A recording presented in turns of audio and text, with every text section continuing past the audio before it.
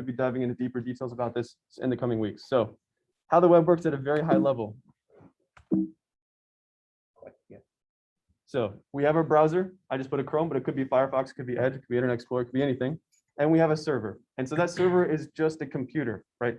When I say go to example.com, I'm going to say, hey, server, can you please send me the file called index.html? And the server is going to be like, yeah, that's chill. I'm going to send you back that file, right? And then my browser is going to be like, okay, I've looked at my index.html. I noticed that there's a cat.jpg that should be here. Okay, can you please send me cat.jpg? We're going to make another request to the server. The server's going to be like, okay, here's cat.jpg. And then I also noticed that in my file, there's a script that I'm supposed to load according to that index.html that they sent me. So I'm going to say, hey, server, can I have this file? And the server is going to send us the file, right? So this communication between a browser and a server is really just ask and response kind of, right? So we're going to send a request and they're going to send the response back. And in this case, these are all resources, right? These are the building blocks of a website. The HTML, the JavaScript, and the CSS, which we're going to go into individually here in a bit. Let's leave it at that for now. So what was that first thing that I said, the HTML, right? So a lot of you may already be familiar with this, but I'm going to make sure that we lay it out explicitly for everybody. So every website is defined by its HTML, CSS, and its JavaScript. The HTML specifically is what defines the layout of the websites, right? So it positions the buttons, it positions where are the images at, what size should the images be, maybe that's CSS, but where are the forms, and then especially, what should I request from the server? What pictures are they? What are their sources, right? What are the additional JavaScripts that we have? Where are our CSS? So it defines that layout of websites. So here I've got a sample HTML. Right, so if I look at a website, this could be an example of one. We have hello world between. Sorry, someone's muted on Zoom. Thank you. Thank you. Appreciate it. Okay. Right, and so if you notice in our HTML, it's responsible for specifying cat.jpg, right? And then that's when our browser is going to request off to the server, hey, can I have cat.jpg, please? And it's going to send it back, right? So that's the role of HTML. CSS is another type of language which defines what things should look like, right? So now that we know that there's a cat.jpg there, let's make the image circular and let's add a shadow to it, right? So it makes things pretty. Maybe another example would be, let's define what the buttons should look like. Should the buttons have rounded corners? Should the button's color be something? This is defined by its CSS.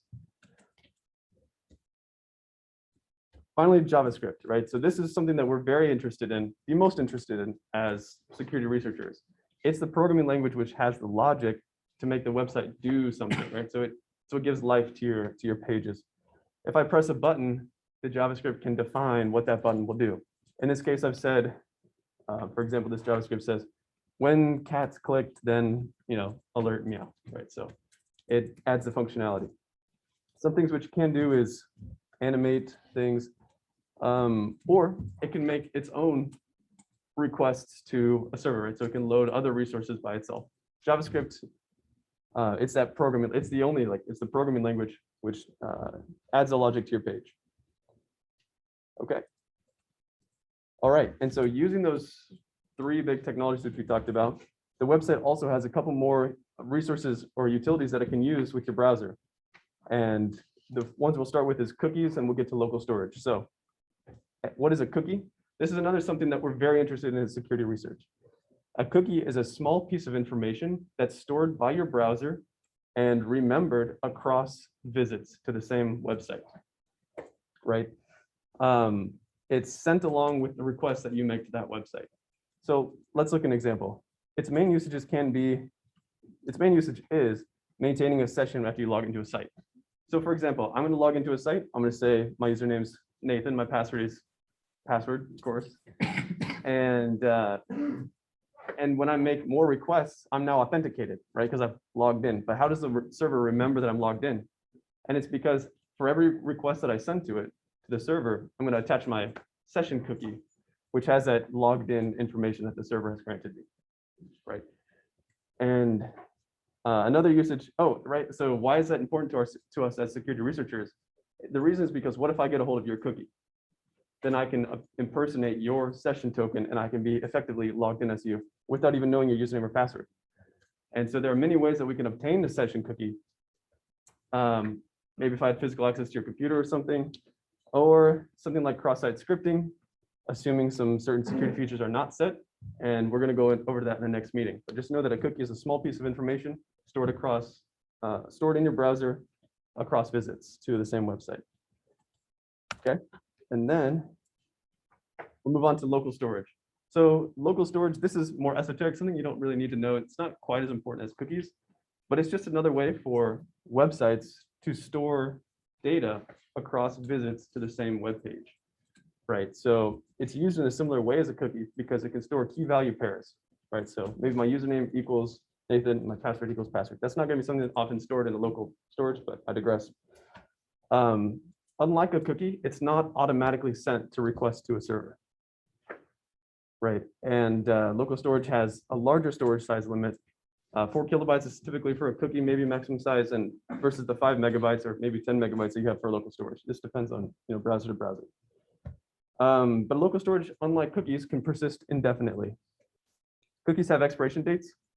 You can effectively have them last indefinitely if you assign an expiration date way in the future, but local storage can persist indefinitely, right? And so your local storage will be interfaced by the JavaScript on your page. So from your JavaScript, that can be like local storage store some value equals other value, right? Similarly, JavaScript can modify and interact with the cookies on the page, again, assuming that some security features are not set.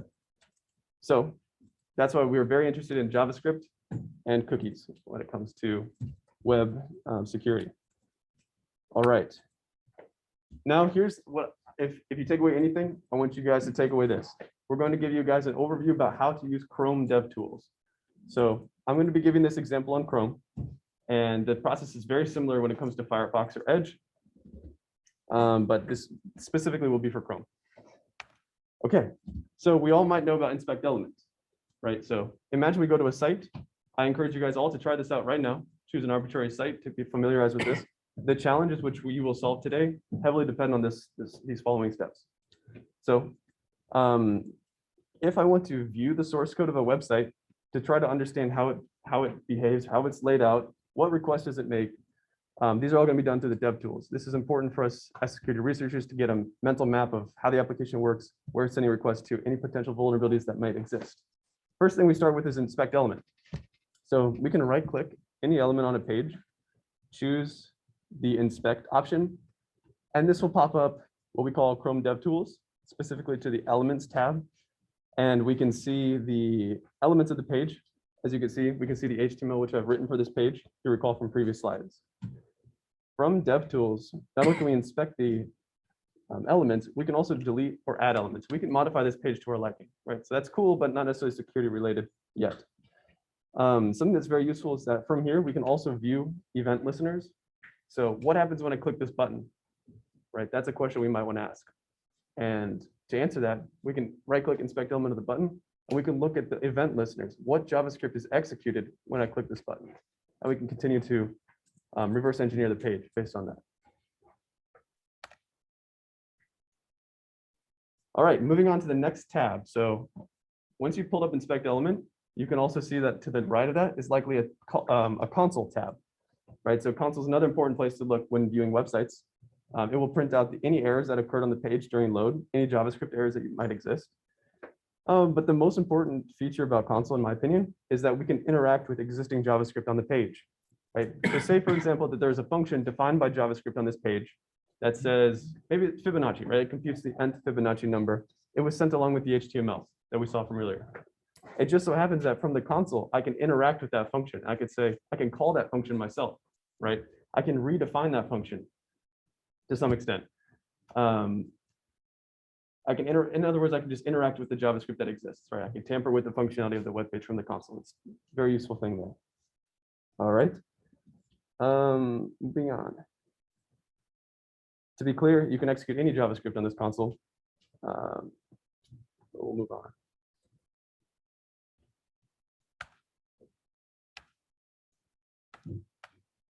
Okay, next up is the network tab.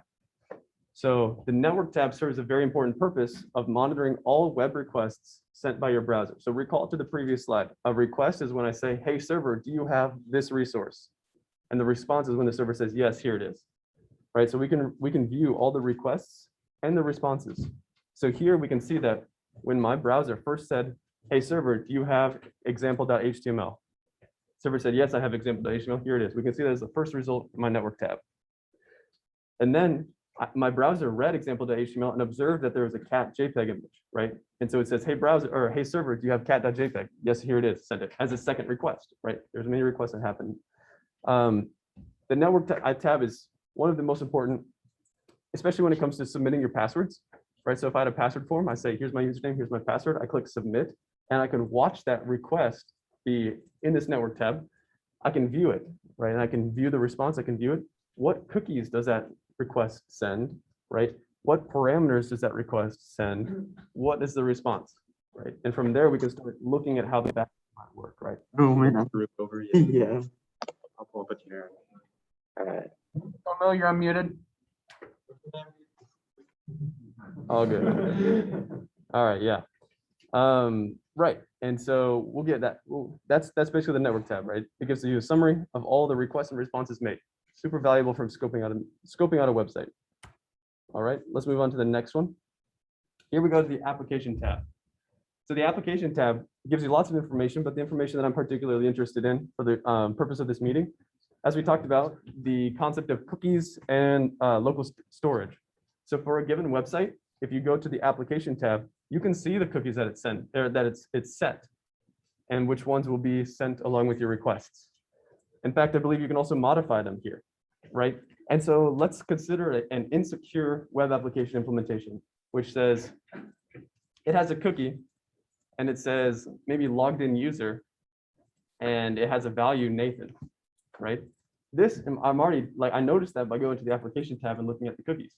And already I'm thinking, okay, this is suspicious. It's very likely that if I change logged in user value to admin, will it just accept me as an admin now that I've modified that cookie, right?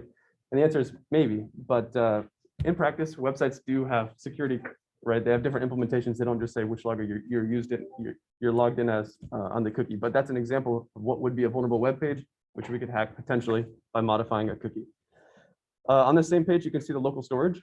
So again, local storage is not necessarily strictly like security related. It's not as impactful as cookies, in my opinion. But if your browser is doing so, maybe there's some like weird obfuscation tricks. Maybe you don't understand the JavaScript, what it's doing. You know, it may be doing something with local storage. It's never hurts to check. Okay, so yeah, so that was a huge info dump. That's basically summarizes the things that I'm going to tell you about. I want to first open up to any questions about the content. Happy to expand on anything.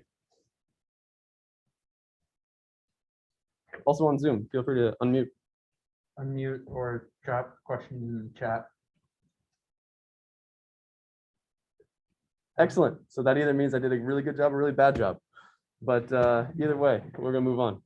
All right. So next up, I want to do a challenge walkthrough with you guys, because I want to make sure everybody knows what to do when it comes to how to get to our challenges and get started on one. So how about we wait like 10 minutes so people can get started? I'd rather do one right now. Do it right now. All right. Can you log into the yeah. website for this part of the Yep. So everybody go to ctf.sigpwny.com. Patrick, I think you're unmuted. And everybody, if you're here, log in or create an account if you don't have one yet. This is where we're going to be doing.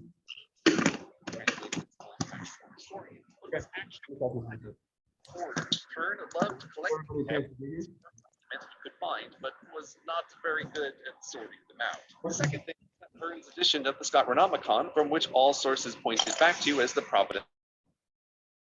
This is where you put the meeting flag today. And I encourage everybody to begin Inspect Me 1. So feel free to click that. Inspect Me 1. Yeah, let's go to Inspect Me 1.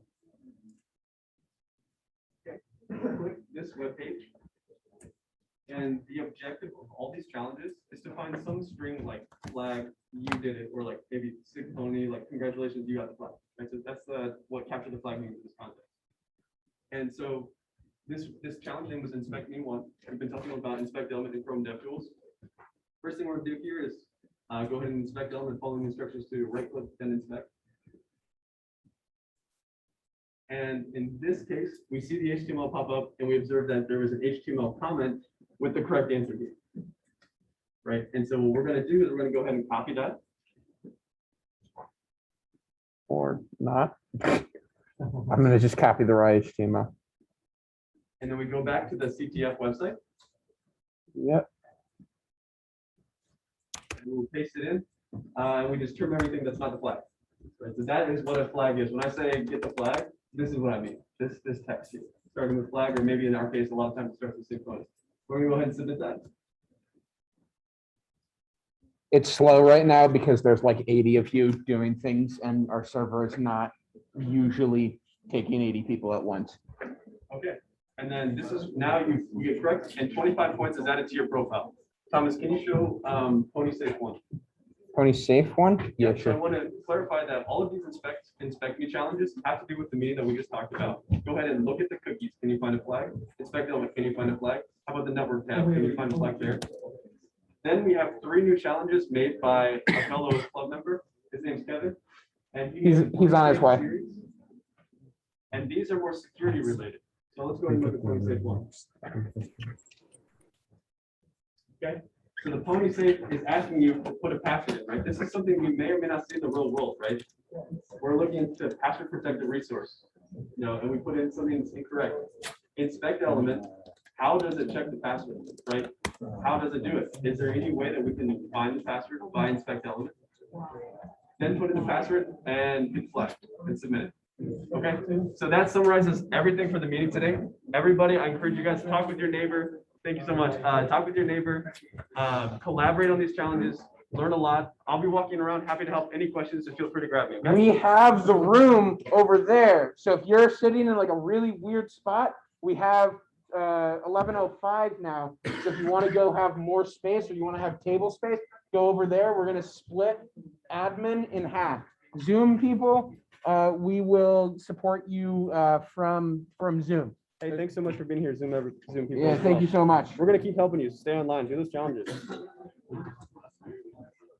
All right, I'm gonna pause the recording.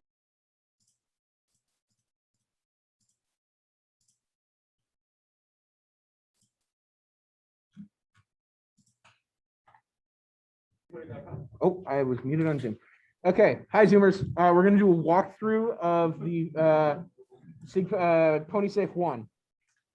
So let's go to the site. So as we see here on our site, we have we need to enter the passcode, right? So our objective is to discover the passcode or bypass the passcode, something to fun, right? Traditionally, how this is done is we send the passcode to the server, and the server says, yes, that's correct or not, right? We're going to find out now that that's not what happens. On this site, the client or the JavaScript determines if the password is correct or not. Remember back to the meme which I put on the first slide? We actually show that, Thomas? Yeah, let's- We'll show it after. We'll show it after. Yeah, it's important. Right. So when it comes to client-side validation, which is going to be what's happening when the JavaScript checks if it's correct or not, it's like saying that's incorrect, but not really, because I can't actually do anything about it. Because we can modify anything on our client, right? Let's go back to the challenge. Okay, the first thing we're going to do is inspect element, right? And when we inspect element, we see the HTML. So I'm going to make sure everybody's there and we're inspecting element. Okay, and now we're just going to expand stuff until we find something interesting. Let's go ahead. Right. Actually, yeah. And so first thing, we can discover the script, or we can observe that. Notice that when it says button, actually it's within a form. So when the form is submitted, i.e. the submit button is clicked, it's going to execute the JavaScript function check passcode. And we can actually see if we expand the script tag that the check passcode function is here. Function check passcode, right? And so now the JavaScript, right? So the JavaScript's the logic, right? So the JavaScript says if the passcode text equals the string 31337, this is kind of a joke, we'll talk about it in a bit, then go to the next page. Otherwise, say incorrect passcode, right? So by using some deduction here, we can say that, okay, well, if it says incorrect password, the other branch must be what happens when it succeeds. And we can see that it's in plain text here that the password must be this 31337, right? And we can put that for our box. Do we want to display the flag? Yes, and by pressing enter, we go into level 2 and we get the flag. So that's how we solve Pwny SIGPwny. Any questions on that? It's super valuable. So anytime there's a password, first thing we want to do is to check client side, to check server side. It better be checked server side, otherwise we can do that. All right. Any questions from here? Any questions from Zoom? After that, I encourage you guys to move on to Pwny SIGPwny. Cool. Follow that same process, but now you probably observe that the check Share. password function is a little bit more difficult. That's the next step. Hi, Zoom. The meeting is officially over. You guys can head on out. Thank you for coming. I'm just doing last minute wrap up stuff. So our next 2 meetings, our weekend seminar is Web Hacking 2. So because the weekend seminar would overlap with Seesaw, we're probably going to do this on like a Monday or Tuesday. More information about that will come soon. Then next Thursday is cryptography. So that's cryptography 1. That'll be basic encryption, basic encoding, how communication works. That's our next meeting. The second announcement is that we're going to go to McDonald's or Murphy's, or we're going to go get food after this. So if you're interested in that, stick around in the hallway.